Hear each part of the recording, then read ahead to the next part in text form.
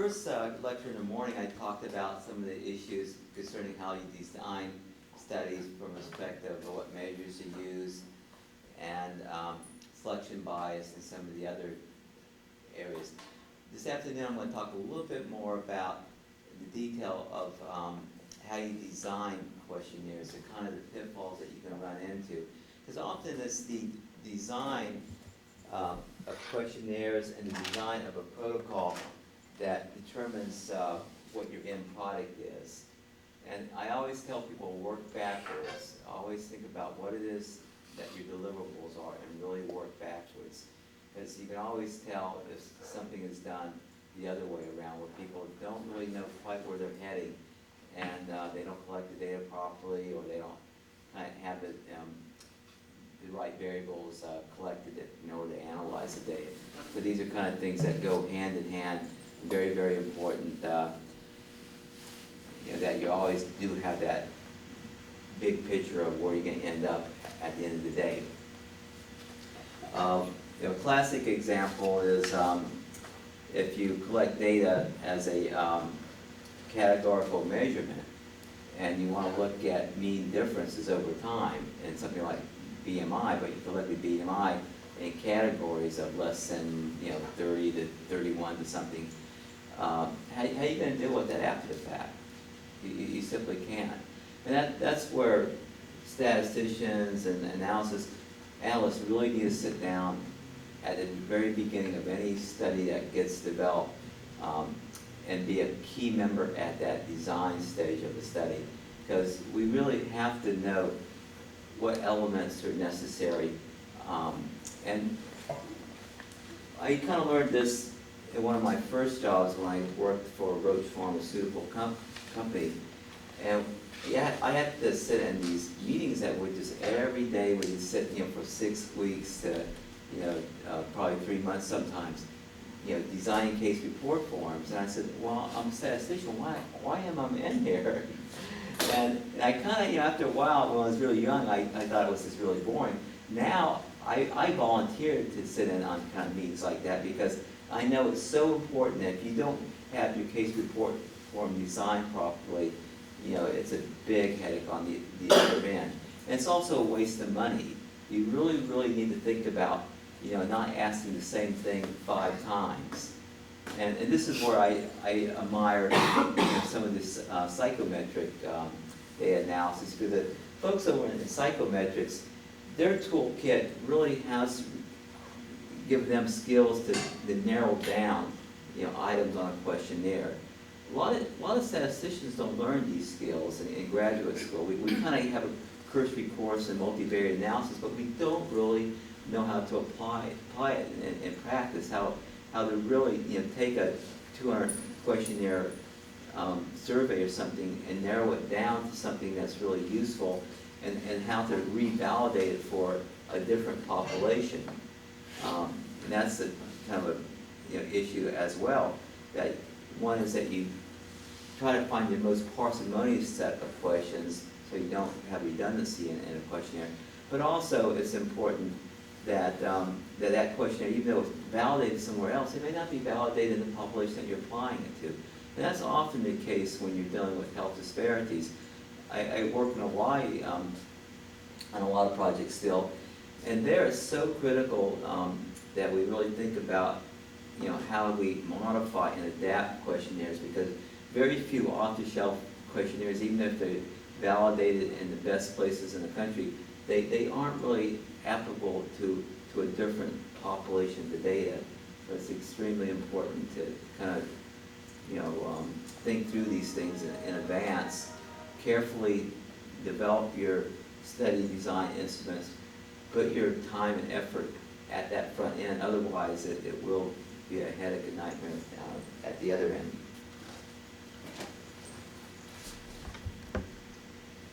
So what was the main take-home point from my morning lecture? And I don't know how many people were here in the morning, but one of the things I kind of really did try to emphasize in the morning lecture is randomization. It's such a critical part of valid studies. If you have the option, if you're at the design stage of something, figuring out how to randomize the study is very critical. Understanding the nature of restrictions on randomization is extremely critical. And this is something that we're going to be going into a little bit more detail tomorrow with some of the experimental design hierarchical multi-level models. Because all these models represent different ways of how you restrict randomization. You may use a Latin square design to where you have two blocking factors. But every time you have these restrictions on randomization, it affects how you collect the data and how it's analyzed, and it's very, very important.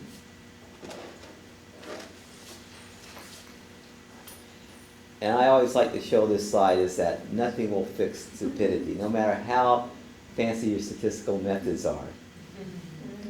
Statistics show that teen pregnancies drop off significantly after age 25.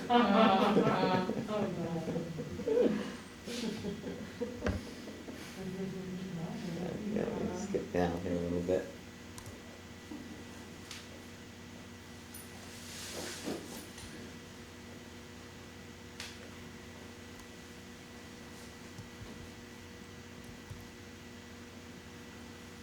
So steps in a study design are very, very important because it really gives you it builds the foundation of where you're going to end up. If you got a well-designed case report form and a well-designed protocol, you're pretty much home free. So when designing a case report form, it's important to define the problem. So you go back, read the literature, get familiar with the area. And this is important as a statistician because we often have statistical skill sets, but we don't know the subject matter sometimes. We need to, like Daniel mentioned, ask the clinician for a couple of key papers and say, give me something to read so I can kind of summarize and get familiar with the topic area. That is so critical, as statisticians, not to blindly go in and try to analyze things. You really need to know what the variables stand for and what the big picture is. Prepare a protocol. Can't stress that enough. Even if it's not for a grant or whatever, prepare something that's similar. Anytime you start a research project, you want to sit down and have a lay of the land, what the rules are. So how you define variables. You need a statistical analysis plan, standard operating procedures. You want something that's stable. You don't want things to change midstream. So you want this sort of master document that you can go back to and know where things started at. And if there are changes in how something's defined, you know when that change occurred. So if it comes to analyzing it, you can do it. Otherwise, at the end of the study, if you don't have a good documentation trail, and if you don't make an effort to keep things stable, it will get messy quite quickly. And don't be shy. Seek advice, consultation, and present your study plan to other key individuals that are outside your area, as well as people that are inside your area, to get feedback. As much feedback as you can will uncover areas and blemishes in the research. That's extremely important.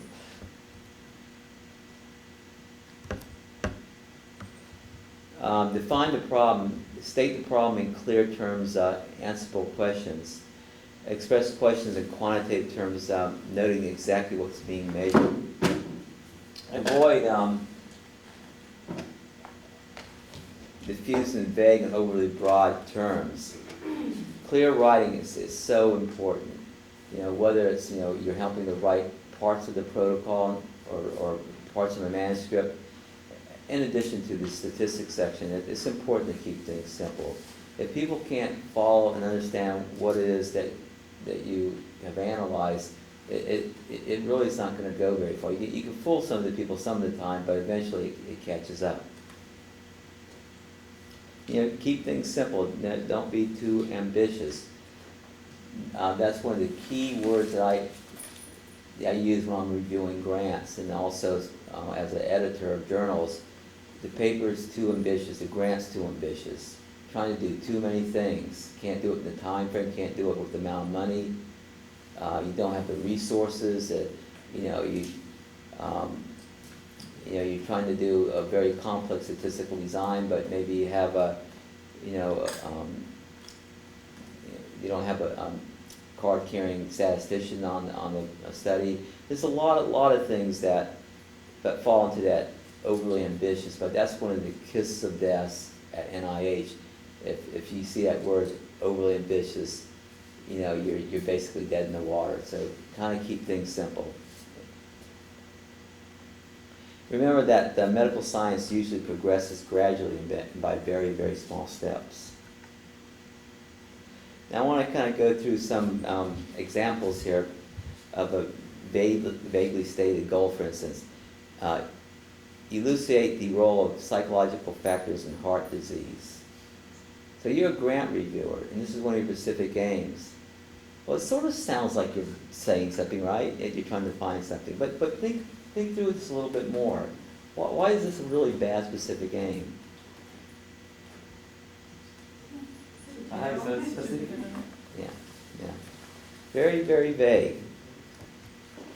It's not clear whether the role in coronary heart disease refers to the causation of the disease, the outcome of the disease, the patient's attitude towards disease, or something entirely different. Furthermore, coronary heart disease and psychological factors are very extremely broad terms, so it's not focused. That will kill the grant almost on the get-go. So extremely important to think through, how your specific aims are written. Better way to state it, determine the proportion of patients with myocardial infarction who develop severe emotional depression during hospitalization. It's very clear, to the point, you know exactly what it's asking. Is there an increased risk of sudden cardiac death within a year of the death of a spouse? So you've got a time frame. It's not vague. It's very specific of how, when you're going to be doing things. Review the relevant literature. Learn what is already known about the question. Be alert for potential confounding that may lead to spurious correlations and adjust for these factors when planning a study. And we talked a lot about correlation earlier this morning, confounding factors. And if I'm repeating something from the morning, just please let me know. But confounding is a simple way of looking at confounding. I always use this example of track runners. One track runner or group of track runners running indoors in a gymnasium, another group running outdoors with maybe a 25 kilometer wind pushing those folks. The people running indoors receive exercise training and weight loss management and everything. They're really, really in good shape. And the people outdoors, they go home every night. They got McDonald's and Burger King, and they really are totally out of shape. But at the end of the day, they look like they do a lot better. Because they have this extraneous factor. So it's important to really carefully think through issues of confounding. And I went into a lot more of that earlier this morning, so I'm not going to repeat it this afternoon. Remember that many authoritative statements and accepted medical doctrines perpetuate through textbooks and lectures are often based on meager, non-existing evidence. How many times have you opened up a medical textbook and look in the some of the summary sections where they have the epidemiologic background or anything like that? And it's written very clearly, except for the fact that when we go back and look at the studies, they're based on sample sizes of 3 and 4, and a lot of times you go back and try to find the study and it doesn't exist. Someone referenced someone else who referenced someone else, and at the end of the day, that study never was there. It was just someone at a conference that made some off-the-cuff mark, and then it ends up in the medical literature. You pretty much, like Daniel says, well, you cut off the ends of the roast. Well, no one knows if he went to grandma and said, well, our fan was this very small fan. And the same thing happens all the time in medical textbooks. Things just get carried over from one book to the next book, from one article to the next, and no one really goes back to the original sources of that information. Prepare a protocol. A protocol frees the researcher to clearly define and spell out ideas and procedures. Gaps and flaws are easier to recognize and correct when the plan is out on paper. A written protocol can be studied by anyone whose advice is desired or whose approval is required. A written protocol constitutes a permanent record that can be referred to so that methods do not change during the study. So that's very, very critical, that methods do not change during the middle of the study. One of the first studies I worked on when I was up in Boston, I came at the very tail end of the analysis, and they didn't keep very good records of how things have evolved over time. And one of the key persons that had been there had quit right before I started, and he was the knowledge bank. So, you know, when you're trying to analyze something and your yardstick changes, you know, what do we call that in statistical terms? We call that a non-stationary process. Non-stationary process is when your yardstick changes over time. You think you're measuring the same thing, but you aren't measuring the same thing. So it's very, very important that you keep very good documentation. Gaps and flaws are easier to recognize and correct when it's seen on paper. A written protocol can be studied by anybody whose advice is desired and whose approval is required. So once again, don't be shy, share it with other people. And it constitutes a permanent record, repeating that again. So what contents do you need in a protocol? You need a brief statement of the specific questions to be answered and specific aims of the study. So a lot of you will eventually, if you haven't already been involved in helping to put together grants and things, these are kind of the key classics, but they're also what should be in any type of proposal, whether it's a grant proposal or just anything that you're going to collect data on and analyze something. You need a background, significance of the study methods, and approximate time schedule. A lot of people, going back to that overly ambitious, if you don't have a good time schedule, that's the thing you're going to get killed on. Overly ambitious, you can't do everything you're trying to do. Great study, fantastic researchers, fantastic idea. You get dinged as one of the worst scores because it's overly ambitious. And budget's the same thing. If you can't do the project within budget, you really are wasting time. The message section, we want a good description of study participants. It's that how many and how they're selected. Early this morning we went into selection bias. Selection bias is so critical. If you screw up on the design part of a study and you don't select your reference group properly, you can't fix it afterwards with statistical methods. If you got differential selection bias, there's very, very little you can do to fix that. List of uniform criteria for diagnosis of disease and decisions as to the presence or absence of a characteristic or outcome. And this is important in a lot of diseases. For instance, like Parkinson's disease, one of the most difficult areas to study. There's about maybe 15 or 20 differential diagnoses for movement type of disorders that mimic Parkinson's disease. And it takes a very skilled neurologist with a very standardized set of criteria to make that differential diagnosis for for idiopathic Parkinson's disease. And even with the best neurologists, probably about 25% of the time, they still don't get the diagnosis right. When you do an autopsy, you lo and behold, you realize that you don't have idiopathic Parkinson's disease. To give you a little bit of background on Parkinson's disease, it's a disease that affects dopaminergic neurons in the brain. And these are the dopaminergic producing neurons in our area called the substantia nigra. And actually a little area below the substantia nigra called the pars sympathetic. And these project up to some of the movement areas and the caudate pertaneum and up to the forebrain as well as some other areas.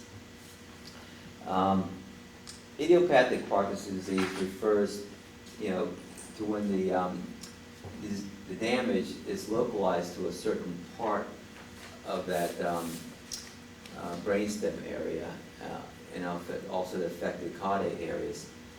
If it involves areas involving forebrain dopaminergic neurons, it's a different type of disease, and there's a different etiology, and usually the etiology is well known. It might be some sort of chemical or viral etiology. But idiopathic, we don't really know. But it's very important, though, that you do have the definition of your outcome what is the disease? How do you define that disease? If that's not clearly specified, and each neurologist, uses a different criteria, how are you going to analyze that data? Or I mean, you can analyze it, but how are you going to make any sense out of it is a bigger problem. And so you need a stable definition, and that definition, shouldn't change over the course of the study. If it does, you really do need to know when it's going to change.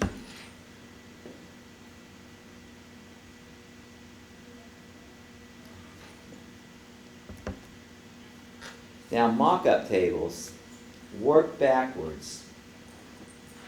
Go to the literature and find studies that are very similar to what you want to do, and use what's called creative plagiarism.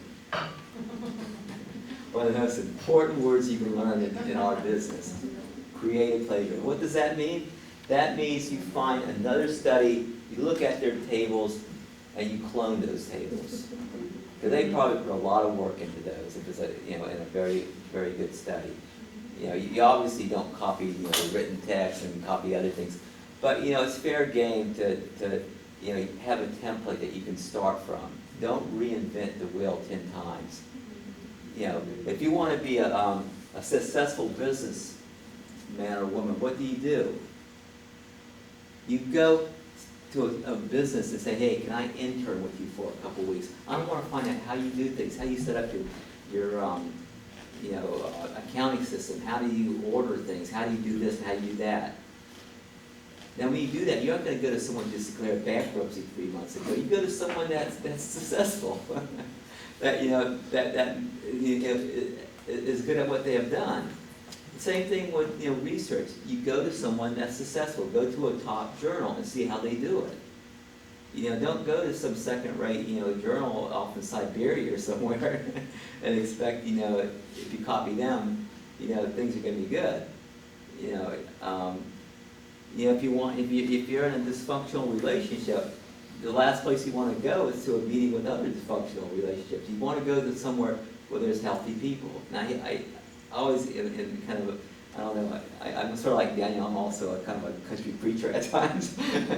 In life, you want to have good role models. If you seek help from folks that aren't good role models, what kind of advice are you going to get? Well, sometimes you might get good advice because people learn from mistakes in life. But generally, though, it's good to learn from people that have done things, in a thorough, accurate, parsimonious manner, and that applies to research. Find the best research examples, see how that paper is glued together, and especially the mock-up tables.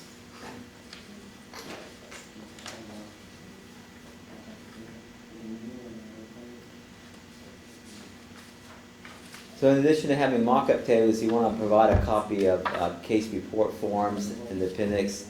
Plan for safeguards regarding the rights and welfare of participants. In other words, IRB. And the HIPAA rules now are pretty strict. A lot of people don't realize this. Even to do an abstract at a conference, if you're using data that was collected on patients, you have to have IRB approval to present that data. It's very, very extremely clear in the HIPAA rules. And if you don't have that IRB permission, you have to go back and contact every person in that data set and get that permission. So if you got a study with 5,000 folks in it, and you haven't gone back and gotten that IRB permission, you're in a big mess. But it's a simple thing. Either the IRB has to have a full committee review of it and give you permission, or usually the chairperson at most IRB committees can give you what's called an IRB waiver. That means that you're able to use existing data set from like pathology records or from any of these large registries, cancer registries and stuff, and you don't have to go out and contact each patient. But that's only if you have an IRB waiver in hand. If you don't have that waiver in hand, you can be thrown in jail, basically. I mean, the HIPAA rules are very, very strict now. A lot of people don't realize that. So carefully before you present data, make sure that you've gone through that steps to talk to your IRB chair, and at the minimum get the waiver and make sure that you aren't presenting something that in any form or fashion can violate confidentiality. And it's not just a matter of presenting someone's name or presenting their social security number. That's you know, everybody knows you can't do that. But in Hawaii, we had issues with stigmatizing an entire community. You know, by presenting data that refers to a particular group, you can stigmatize that group in different ways. You know, to where people won't hire them on a national level or something if they're applying for a federal job. If they think, you know, well, people, they all have, you know, diabetes by the time they're 35, you know, and they're going to cost a lot more money to hire. So there's a lot of things in research that you have to be really, really, really careful about. And IRB has to protect, you know, it's not just protecting someone, you know, physically harming your body, but you also have to protect the integrity, and there's other protections that, you know, refer to the social, you know, protections that are embedded in IRB approvals. So always check ahead of time. Don't second guess that. Because one, it's the right thing to do, and second, it's just a smart thing to do from a career perspective.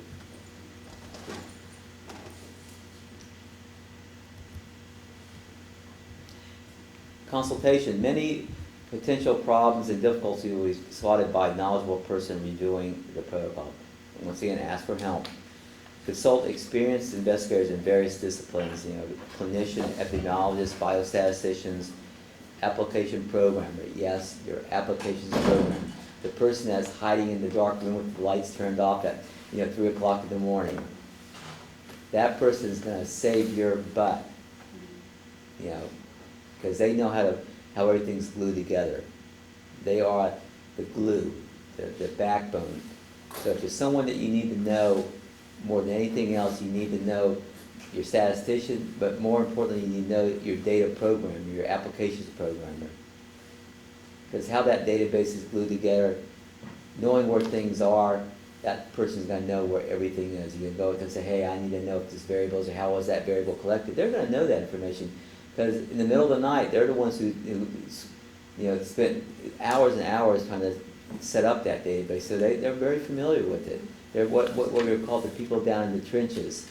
But they're some of the most important people to really have on your side and to be, you know, to really sit down and have that early powwow. As Daniel mentioned, we need conversations. We need conversations with outside folks, but we also need conversations internally with the people in our groups. And, you know, people have to be able to have free exchange of ideas and knowledge and to know what each other is doing. And that's one thing I always did admire working in drug companies, is that they do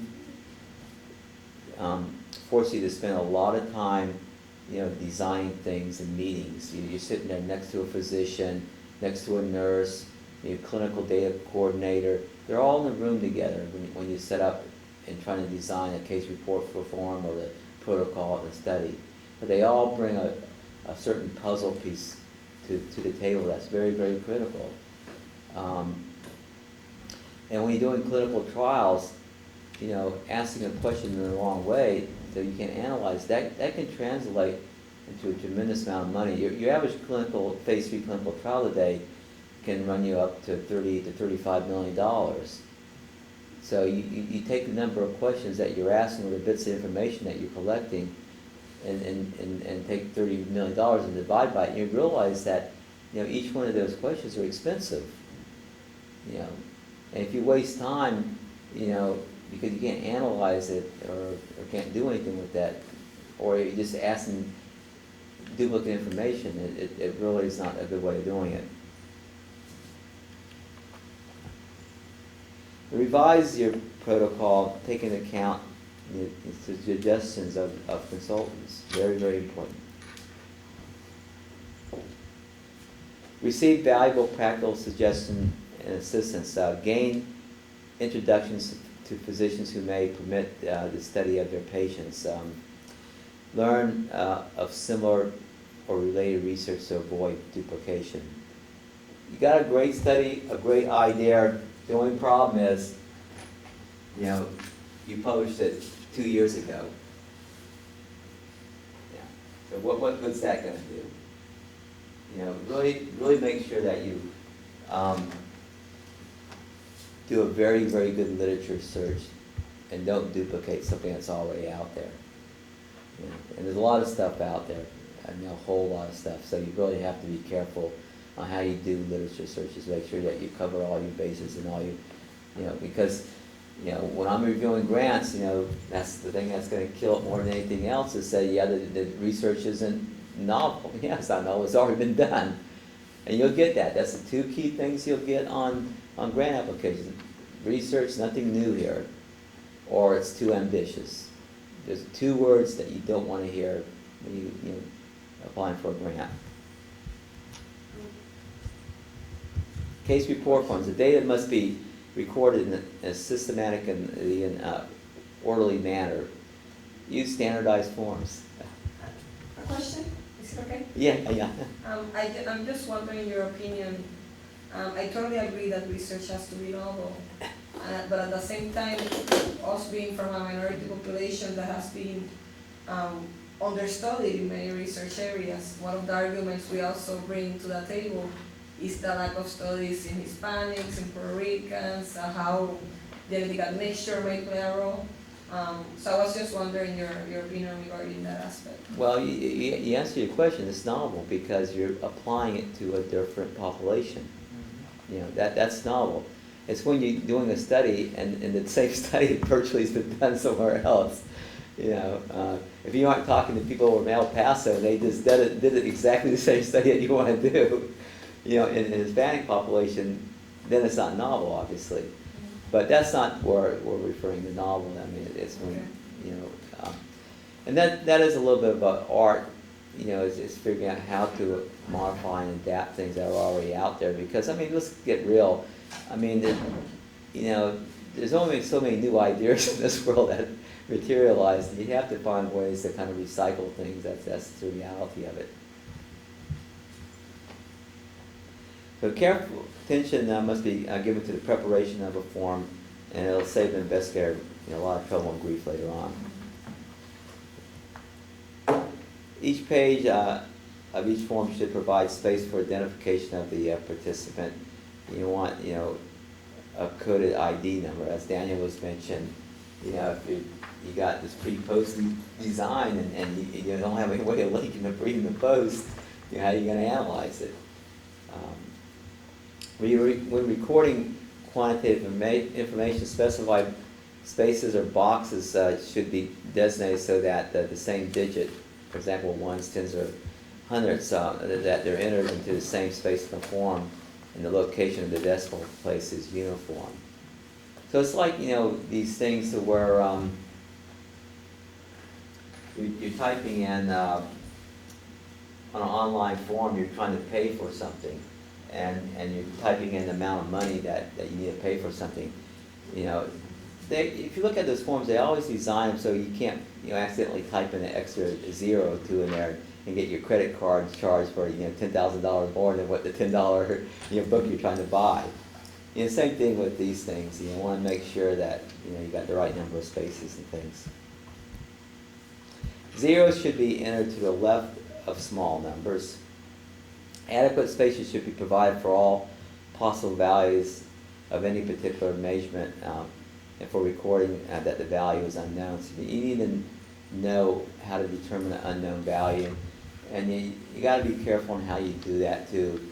I mean, I've seen a lot of students, they'll sit there and just blindly take out SPSS and download some data set from the government, and they don't realize that, you know, the missing values might have been coded as 8s and 9s, and they start running proc freaks on stuff, and they say, oh, look at my results, I found something really interesting here. 30% of the field has missing values, and they're getting out numbers out of SAS. Everything looks fine. But, you know, they had all these missing values that were, you know, analyzed as if they were real values. So you got to be careful with, a lot of people use -1s and -2s and things too. You know, so always open up a data set and look at that thing, you know, run some proc contents and look at the ranges and see what you have in hand. Don't ever just blindly start analyzing things. That can be really dangerous.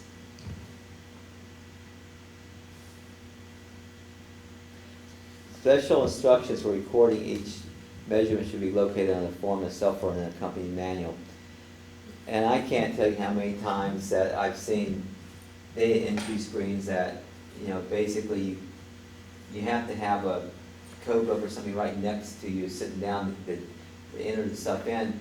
And then, somehow over years, things just disappear. So you got this data set, you don't know what half the crap corresponds to. That happens all the time.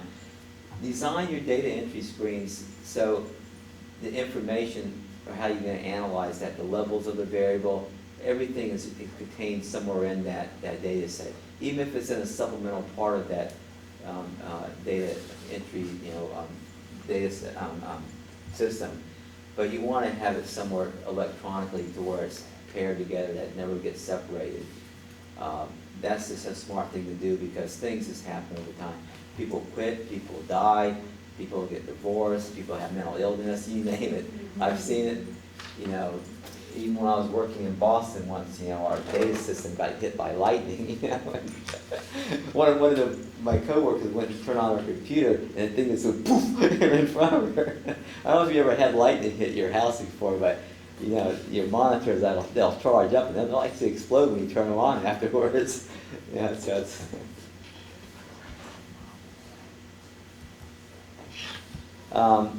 a mutually exclusive category should be provided for every possibility except the rare ones, closed-ended questions. How many of you people have seen questionnaires that people just can write anything they want in it, and half the time they also write on the sides and the margins, and how do you analyze this kind of stuff? You can't analyze it, so avoid those open-ended things. Really, with electronic data entry, it's a little bit better now, but still people, have these little blank, things that say, it's free form. It's a mess trying to analyze free form data. Minimize entering information in longhand as it's difficult to analyze. Avoid overly broad categories. It's best to record quantitative values exactly as they come from the measuring device. That goes back to what I'm saying, if you want to take mean BMI, but you collected BMI in categories, why? It's so easy to code that after the fact. Don't penalize yourself up front. Collect that data in a form that you can easily, change the definitions later if you have to. You shouldn't, though, but if you have to, you want to collect it in such a way that you can do that.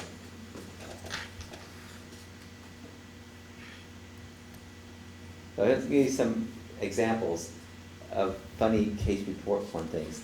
Have you ever received x-rays or isotope therapy? So this is a questionnaire. These are real questions that people have used in the past. What's wrong with this question on the questionnaire? There are two questions. X-ray or isotope? Yeah.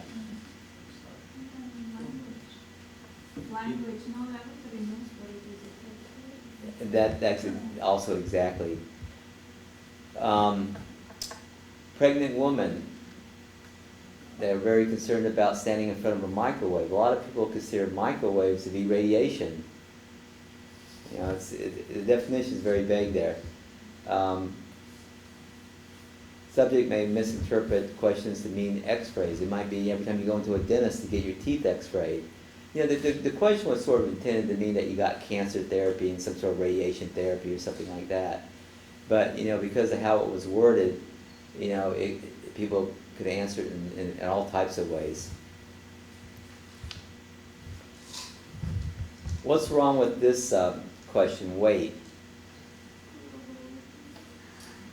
Two, I don't know. Only two blank spaces.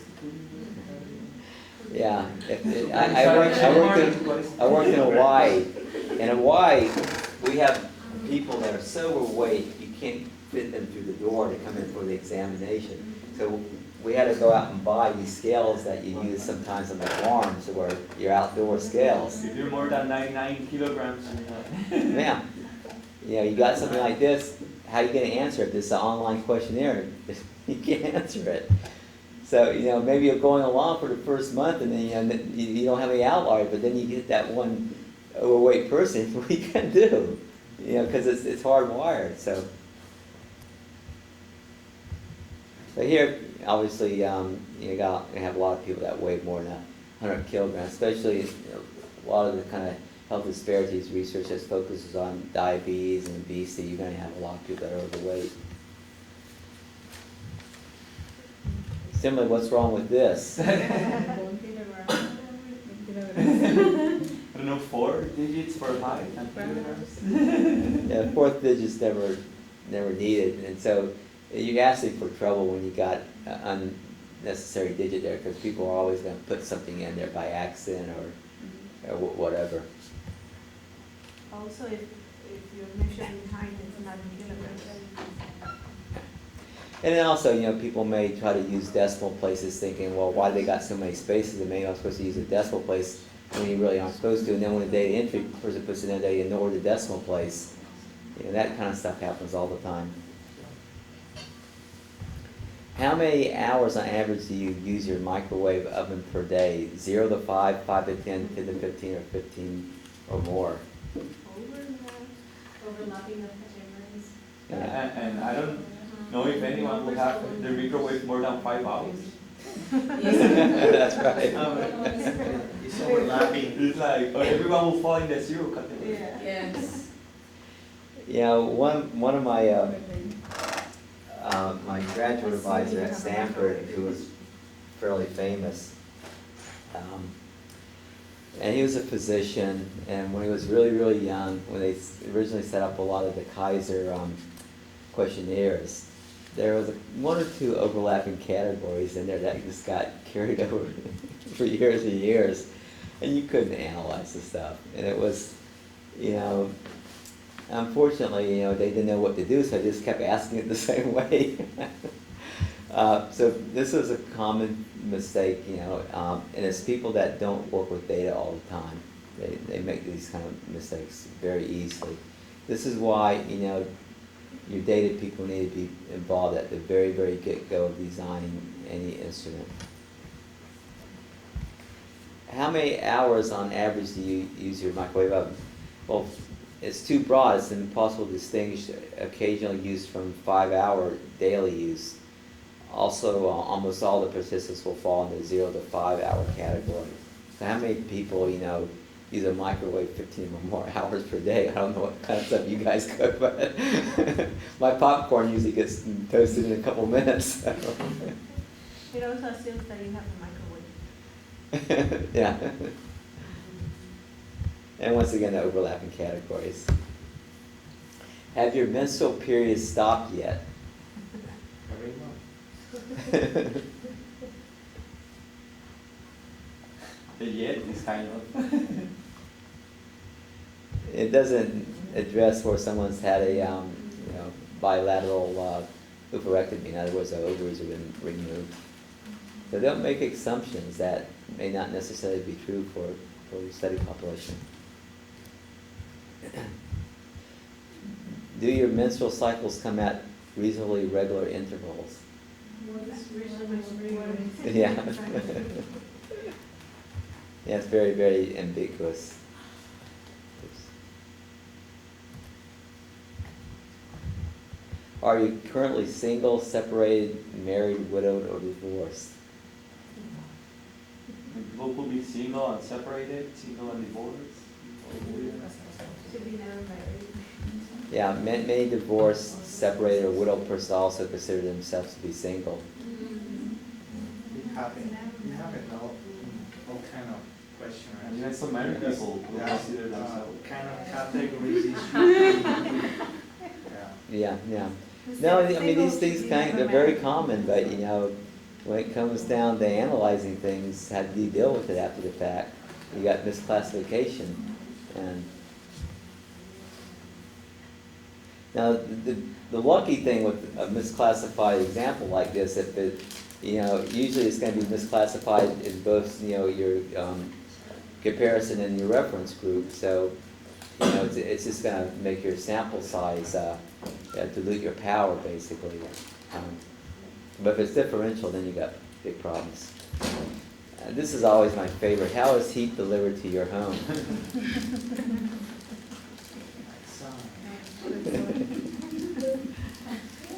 That's the biggest question. Can answer as hot air, hot water, steam, or a fuel truck.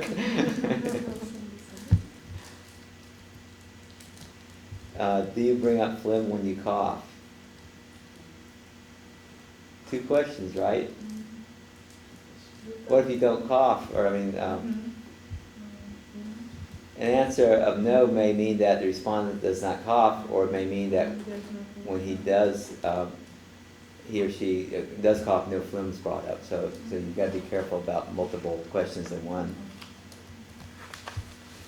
How many times per week did you eat carrots when you were between the ages of 6 and 10?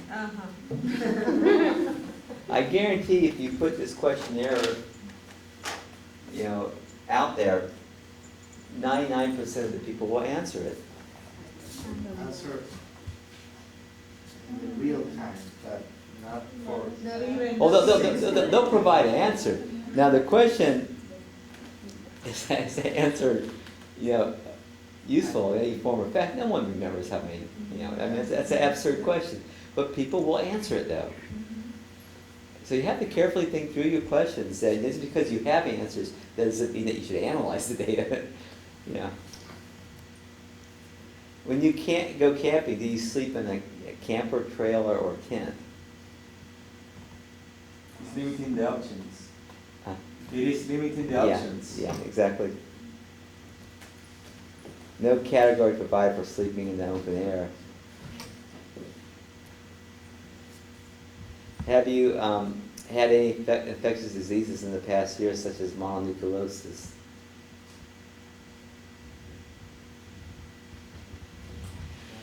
People might not know what is mononucleosis. Well, think of if you're a lawyer. What's one of the worst things to do if you're a lawyer? When you're questioning someone. So the truth.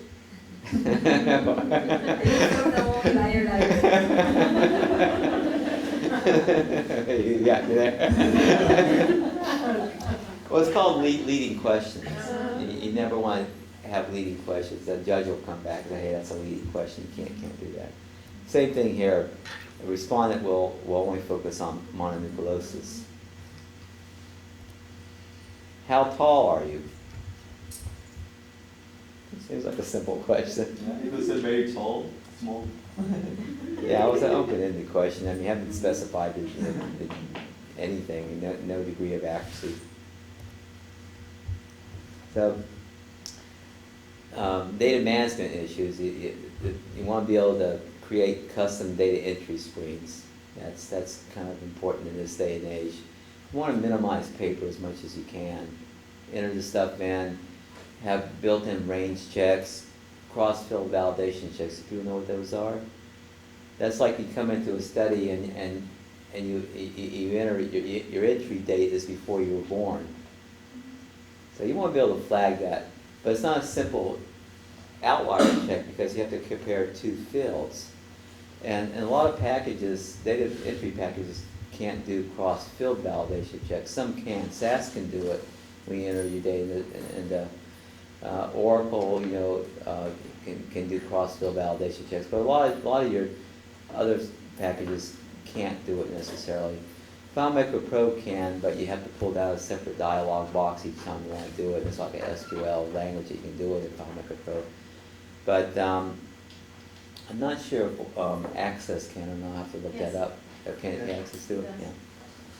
But it's important, though, to try to wire as many of those in at the get-go, because sometimes it's hard to chase after the information, by the time you get time to analyze the data. If you got a long 5-year study, and you got a problem in there with inconsistencies like that, it's hard to find the pages. Many of them may have died, and who knows what. Password protection, you want, secure socket type of layered encryption. Want things to be robust and stable. You don't want something that crashes, that, if it's over internet lines, you want to make sure that, that people can't, hack into it, that it's not gonna crash every time, there's, 10 more people that hop onto the internet and things. Ability to output data to statistical packages, and this is something I can't emphasize more than enough. Just because you can get data into some sort of data entry package doesn't mean that you can get that data out, in a clean fashion. Excel is one of your classic examples. That Excel has weird residual memory, and if you ever use proc import in SAS, if you got some mixed fields in there and you specify mix as no, it's going to read in most of it, and then it's going to not read in maybe 5 values, and you got 20,000. You have to know everything looks fine. And a lot of format issues, like some characters, some numbers, some text. Yeah. You can take weeks. It can take weeks, and everything that you can imagine can go wrong. It could take you. I'm struggling with that right now with our large heart system database, because the only way we can get the data out of there is by exporting it to Excel. And one of my favorite ones that really drives me crazy is, if we output folks with a particular condition and ones without, it's 2 different files. If you got a variable field in one of the data, you talk about exactly the same, everything's defined exactly the same, same variable names. In one file, there's nothing has been entered in one field because it wasn't applicable. But the other, file, maybe for the cases, they had a couple values in there. When you try to stack those, in SAS, doing set, data set A and B, you try to stack them, it won't let you do it. And the reason why it won't is when we use proc import to import that data in, that missing, when everything's missing, SAS will automatically classify that as a character field. If there's one single number in another field, it will classify it as a numeric field. When you try to glue together a numeric and a character variable in SAS, it won't let you do it. And you'll stare at that data for hours saying, well, I can't figure out what's going on. The variable's named the same thing, exactly, you output it from the same, data entry system, and it doesn't merge. You keep getting this error message. If you got 500 variables in there, you're going to be scratching your head because it's not going to tell you what variable is having the problem with. It's just going to tell you it's not merging. And so these things, you can waste so much time with screwy data entry systems.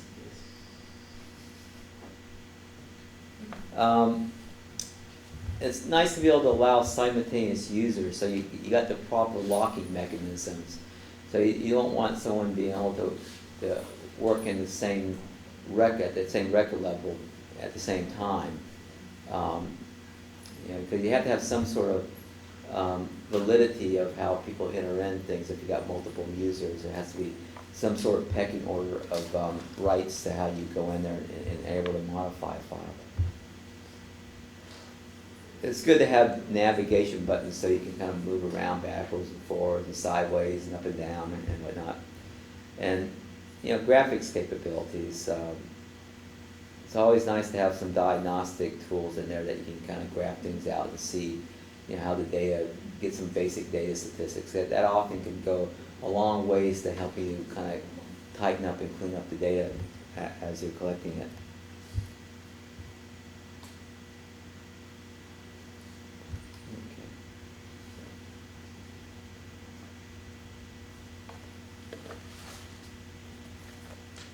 Okay, I think I covered a lot of this stuff this morning.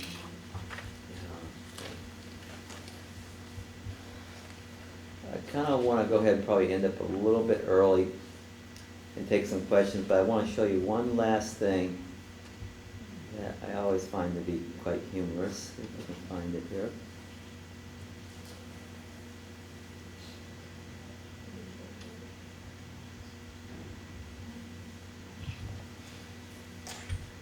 Control F will put it. Okay. Command. Okay, thank you. Okay, so this is a map of cancer mortality rates by county, and it's age adjusted to the 1970 U.S. population, and it's for white males between 1970 and 1994. So as Daniel sort of alluded to, there's a couple of areas that, are hot pockets, for certain type of diseases.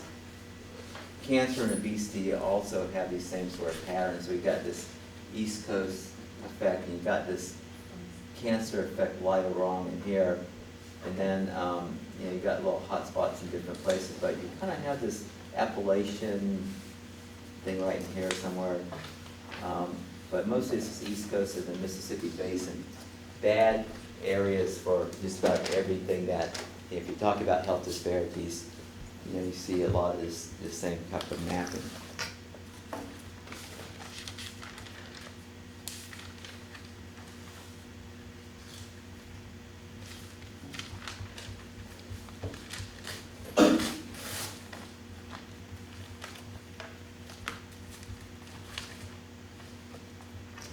Now this is a map of people that voted for Gore and Bush in that presidential election. So people that voted for Gore tend to be along exactly the same pattern Mississippi Delta. So this is always a funny one that, just because something seems like it's correlated doesn't mean that it means anything. And I don't know, I don't know why that happens, but it's one of those kind of fluky things that is always kind of a fun example for when you're teaching a first course to students. You just got to be careful, not to overly interpret things that clearly, don't make sense on the surface. But these are true maps, though. So.